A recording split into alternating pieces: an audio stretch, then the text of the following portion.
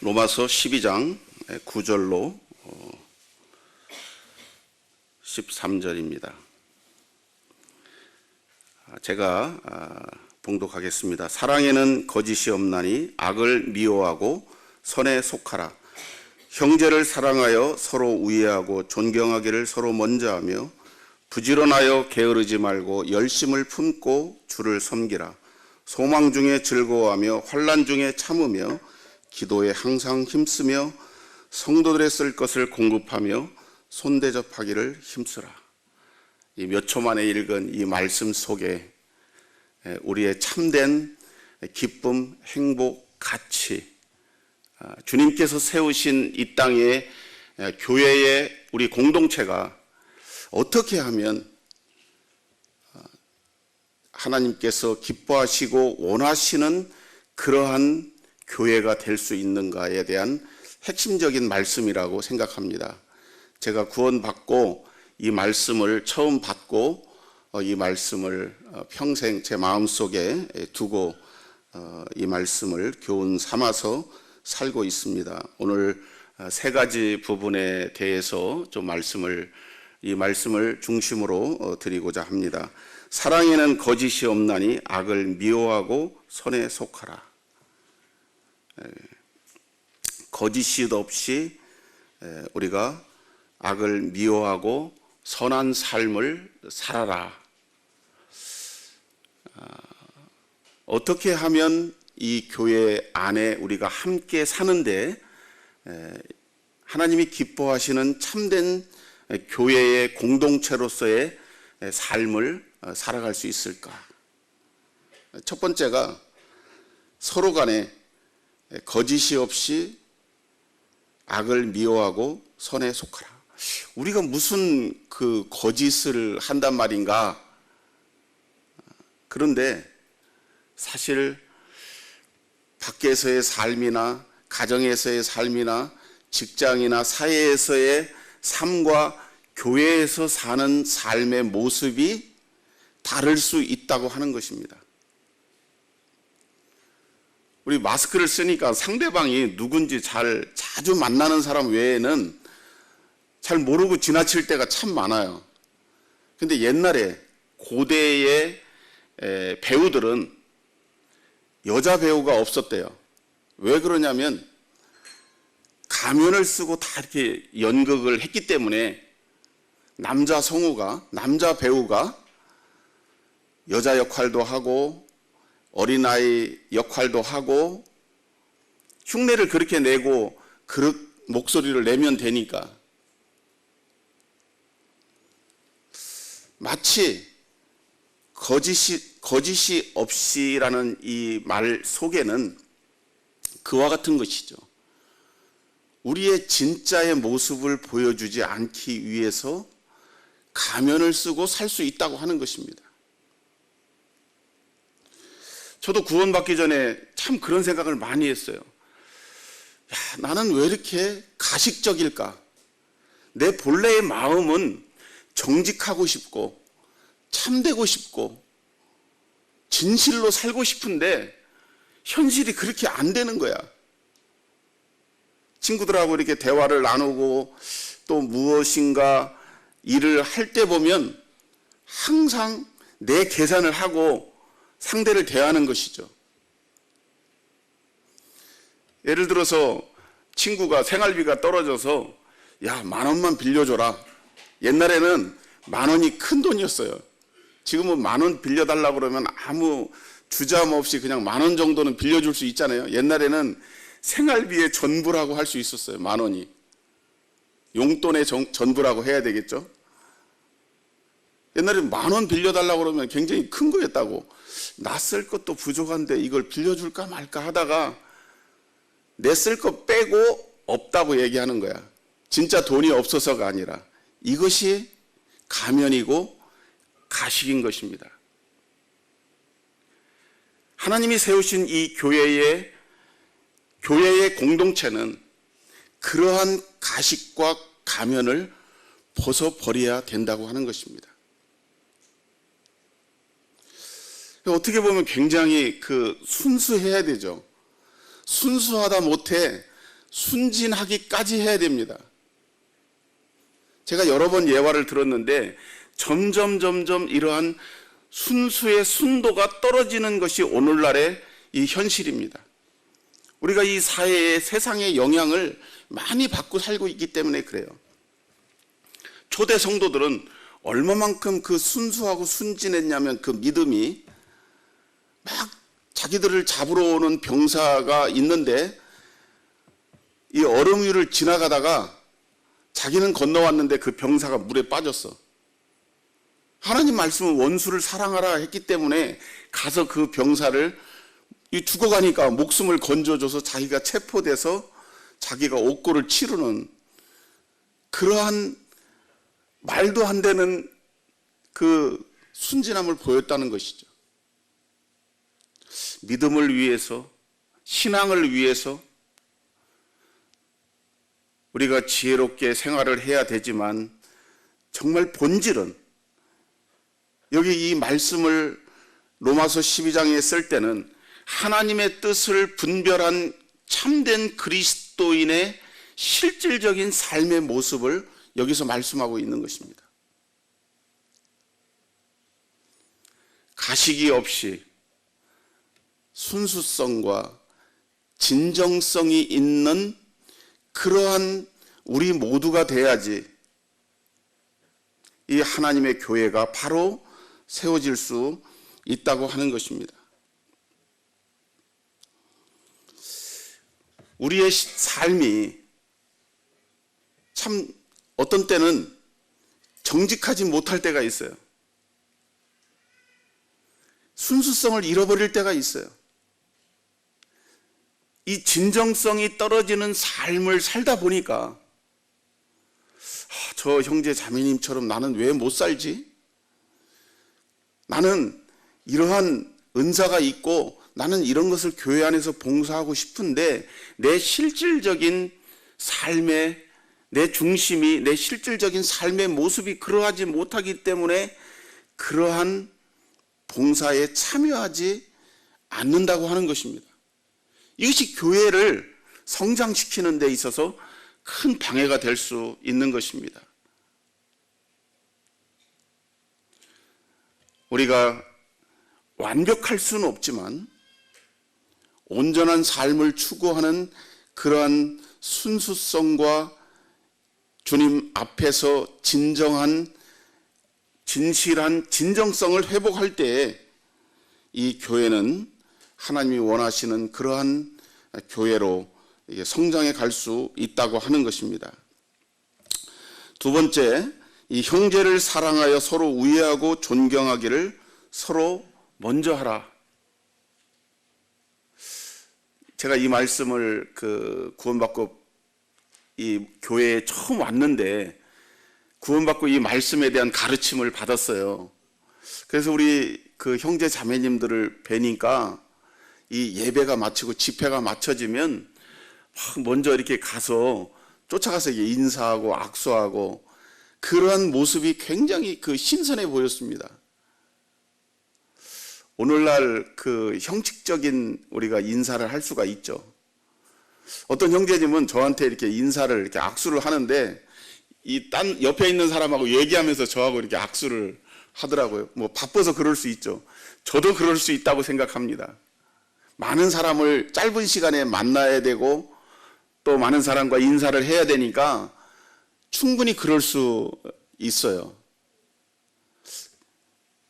우리의 중심이 형제 자매님들을 대할 때 이 우애하다라는 이 말이 우리 혈육 간에 형제 간에 쓰는 그러한 그 말이에요.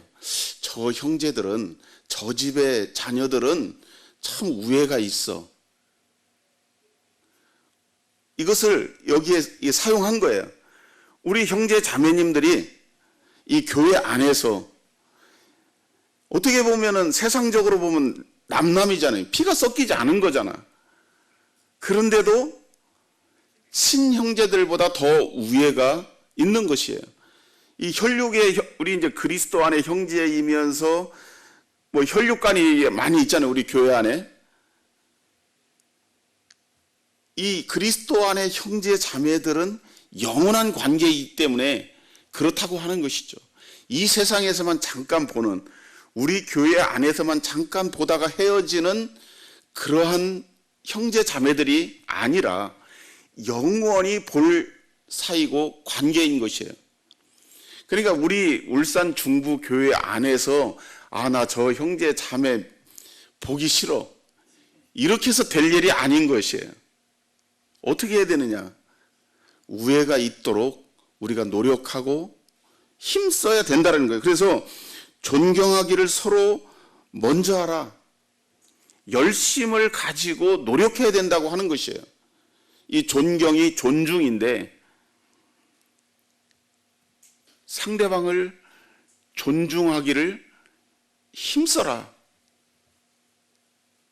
상대방이 이 존경스럽고 존중해야 되는데, 존경받을 만한 일을 하고 존경받을 만하기 때문에 존경하고 존중하는 것은 진정한 존중이 아니라고 하는 것입니다. 그렇지 못함에도 불구하고 우리가 그리스도 안에 형제 자매이기 때문에 충분히 존중받을 만한 가치가 있는 것입니다. 여기 세 번째 보면 소망 중에 즐거워하며 부지런하며 11절에 부지런하여 게으르지 말고 열심을 품고 주를 섬기라.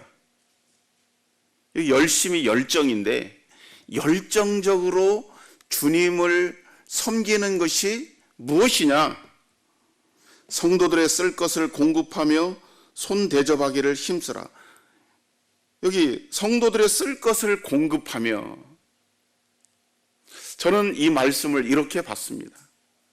우리의 형제 자매들을 살피고 생각하며 기도할 때 저들의 필요가 무엇인지를 생각하고 그것을 얻기를, 그렇게 할 수 있기를 힘쓰고 노력하는 것이 여기 주를 섬기는 것이다, 이렇게 말씀하고 있다고 생각하고 그렇게 깨닫습니다.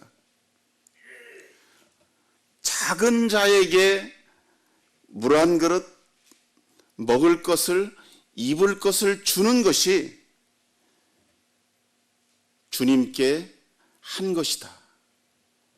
이 마태복음 25장에 보면 염소의 무리와 양의 무리가 나오는데, 주님께서 그 양의 무리에게 그렇게 칭찬하셨어요. 내가 언제 먹을 것을 주고 물을 주고 입을 것을 주었느냐? 제가 언제 주님을 위해서 그렇게 했습니까? 바로 옆에 있는 형제 자매들에게 한 것이 주님께 한 것이다. 우리 형제 자매님들이 주와 복음을 위해서, 주님을 위해서 한 것이 바로 우리 형제 자매님들이 이렇게 쾌적한 환경에서 또 이러한 아름다운 공동체가 되도록 보이지 않는 곳에서 힘쓰고 노력하고 헌신한 것이 나 자신을 위해서, 다른 형제 자매들을 위해서 한 것이지만 그것이 주님을 위해서 한 것이다라고 주님은 그렇게 인정하신다는 것이에요. 자, 결론을 좀 맺겠습니다. 사랑에는 거짓이 없다. 악을 미워하고 선에 속하라. 형제를 사랑하여 서로 우애하고 존경하기를 서로 먼저 하며 부지런하여 게으르지 말고 열심을 품고 주를 섬기라. 소망 중에 즐거워하며 환난 중에 참으며 기도에 항상 힘쓰며 성도들의 쓸 것을 공급하며 손 대접하기를 힘쓰라. 저는 사실 올해가 제 인생에서, 제가 신앙 안에서 오랜 세월을 우리 형제 자매님들과 함께 지내오면서 올해를 가장 의미 있는 한 해로 연초에 생각했습니다. 우리 형제 자매님들이 이곳에 예배당을 지은 지가 만 20년 된 해예요. 어떻게 고생하고 수고하고 피와 땀을 흘렸는지, 이곳에 우리 형제 자매님들의 모든 혼신의 힘이 다 기울인 땀의 흔적의 신앙의 현주소 현장입니다. 그래서 우리 형제님들에게는 브리핑을 했지만 우리가 이런저런 지난 27일 날에도 말씀을 우리가 들은 것처럼 이렇게 저렇게 막 생각을 했어요. 하지만 이곳에 이 터 위에 이렇게 새로운 예배당을 건축하고 그 땀과 열정 속에 그 흔적 위에 우리가 새로운 모습으로 이것을 변화시키고 탈바꿈시켜서 함께 이것을 누리는, 제가 전에도 말씀드렸지만 비만 오면 이 예배당이 새고 저 옆에 벽이 얼룩얼룩해지니까 저것을 바라볼 때마다 그때 그 현장에 함께 했던 분들은 다른 사람들이 느끼지 못하는 그런 마음에 무엇인가 있어요. 우리의 부끄러움 가리고 싶잖아요. 그래서 참 이곳에 우리가 이렇게 새로운 변화를 입고 외적으로 내적으로 많은 메시지와 많은 말씀이 필요 없어도 우리 형제 자매님들은 이미 마음속에 엄청난 변화와 도전과 또 우리가 주님을 위해서 어떻게 살 것인가에 대한 그런 계획과 그런 기도와 그런 준비를 다 하고 계십니다. 누가 우리 형제 자매님들에 대해서 이렇게 저렇게 가르칠 수가 있겠습니까? 오직 주님께서, 주의 말씀이 우리 형제 자매님들을 친히 가르치시고 그렇게 인도에 가실 것으로 생각합니다.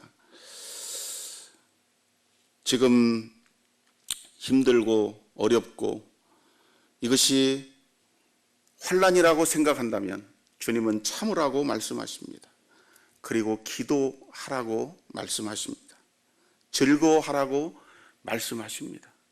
기뻐하라 말씀하십니다. 그리고 우리 형제 자매님들이 자매님들을 위해서 필요를 채우기 위해서 우리가 노력한다면 주님이 그 기도를 들으시고 그 수고에 응답하시고 복의 복을 더하실 것으로 믿어 의심치 않습니다. 아무쪼록 다시 한번 저희 모두가 그래서 나는 기쁘다 이렇게 자신을 위로하시는 그러한 연말이 되시기를 바랍니다. 이상으로 마치겠습니다. 감사합니다.